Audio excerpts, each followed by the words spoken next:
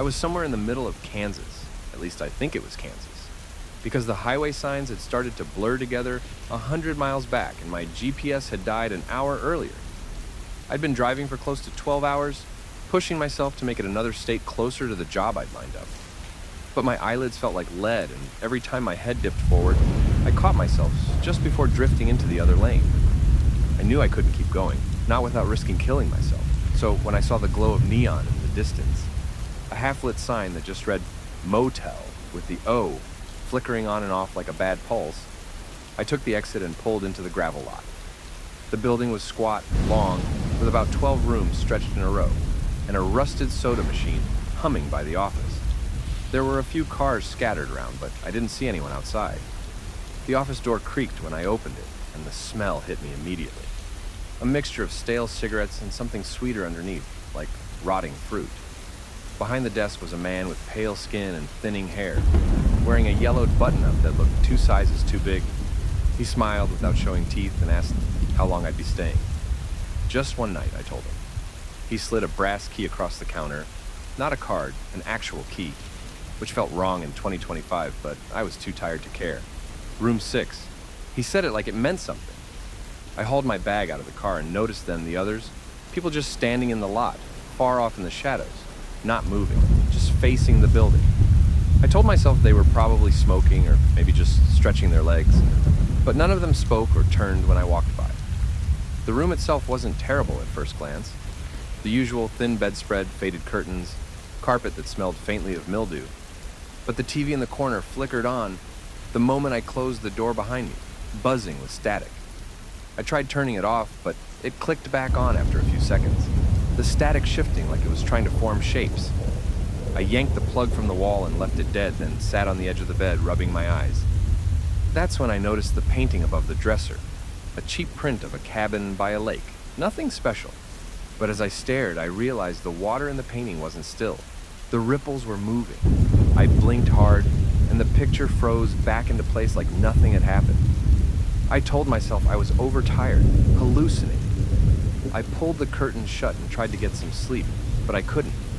The wallpaper had a strange pattern, little diamond shapes, and the longer I looked, the more they seemed to twitch, like they were shifting positions every time I glanced away. I finally lay down and forced my eyes shut, but it didn't help. Around 2 in the morning, I heard footsteps pacing right outside my door, slow and deliberate, back and forth, back and forth. I got up and peered through the peephole, but the parking lot was empty. The footsteps kept going. When I opened the door, heart pounding, there was no one there. But the people who had been standing out in the lot earlier were now closer, maybe 20 feet away, still staring at the motel. None of them moved when I whispered hello. I shut the door fast and locked it. I didn't sleep the rest of the night. At first light, I grabbed my bag, threw it in the car, and tried to drive out. But after following the road for 10 minutes, it bent sharply and spit me back in front of the motel again, the neon sign buzzing like it had been waiting for me. That was the moment my stomach dropped. I wasn't just tired, I wasn't just imagining things. I couldn't leave. The motel wouldn't let me. By the second night, I realized sleep wasn't an option. I sat on the bed, my bag still by the door, like I might be able to make a run for it at any second, and stared at the ceiling while the motel seemed to breathe around me. That's the best way I can describe it. The walls gave off this subtle groaning, a sound like pressure shifting in old wood, except it wasn't old wood. It was alive, stretching, contracting, like the whole place was inhaling and exhaling.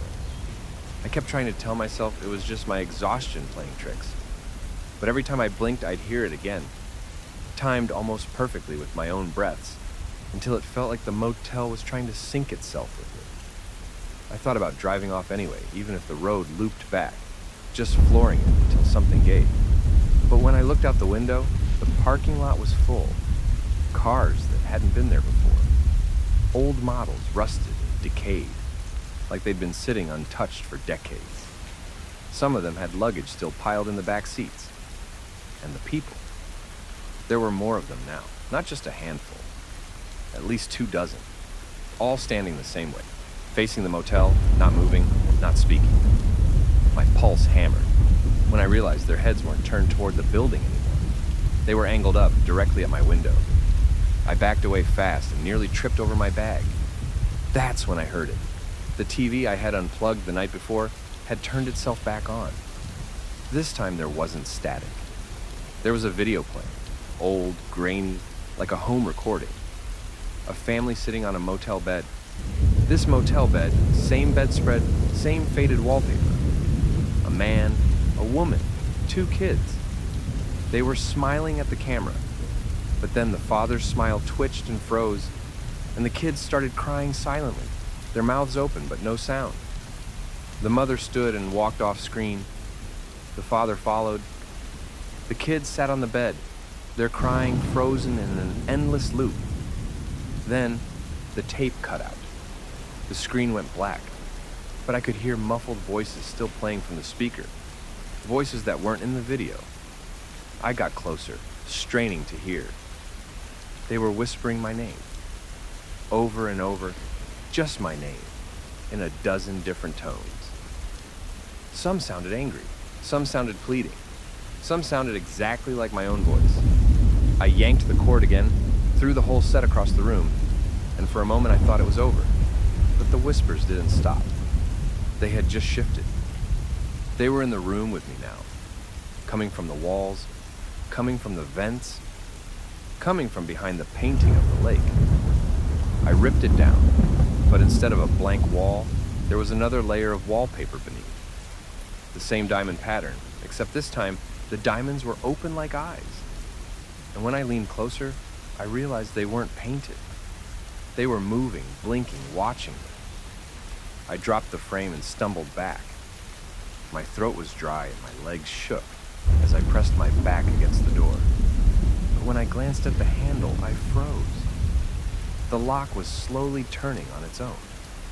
Something was unlocking the door from the other side. The lock clicked with a sound too deliberate to mistake for anything mechanical. My chest tightened as the knob began to turn. Slow at first, like whatever was on the other side, wanted me to hear every creak, every shift of metal against metal.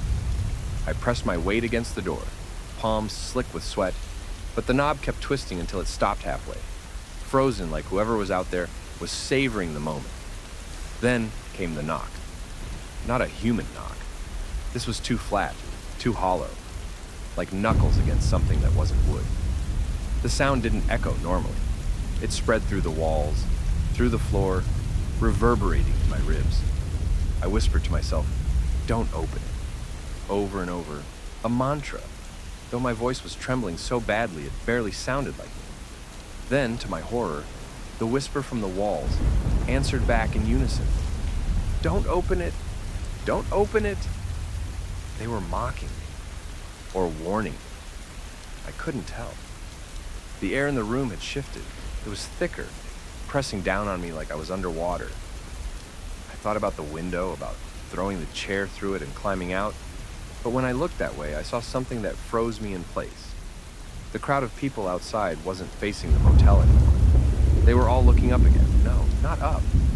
Their necks were bent backward, mouths wide open, as if they were feeding on the night sky. Their bodies convulsed in perfect rhythm, like marionettes on invisible strings. A sound seeped in through the glass, a high-pitched droning hum that grew louder until it overpowered the whisper. I turned back to the door just as the knob completed its turn. The door cracked open only a sliver, but enough for me to see the hallway outside. And what I saw didn't belong in any hallway. The wallpaper wasn't the dull, beige pattern I remembered. It was covered with faces, hundreds of them, stretched into the surface, their features flattened but still moving, mouthing words I couldn't hear. Some of the faces I recognized, the family from the tape, the motel clerk, even strangers I couldn't place, but they all shared the same desperate, pleading eyes. As I stared, a cold draft slid through the gap, carrying with it the faint smell of rot and something metallic, sharp, like blood left too long in the air. My instincts screamed at me to slam the door shut, but before I could move, a hand slipped through the crack, pale, too long, the fingers jointed in the wrong places, bending forward instead of back. The nails were black, sharpened, and when they curled against the inside of the door, the wood splintered. It didn't push the door open further. It didn't need to. The thing on the other side was just waiting. I stumbled backward, nearly tripping over the TV's shattered remains, as the whispers changed. They were clearer now, more urgent.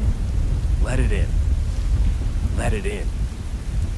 But beneath that, another voice whispered louder, clearer, cutting through the rest. It sounded exactly like me. Don't let it in. My head spun.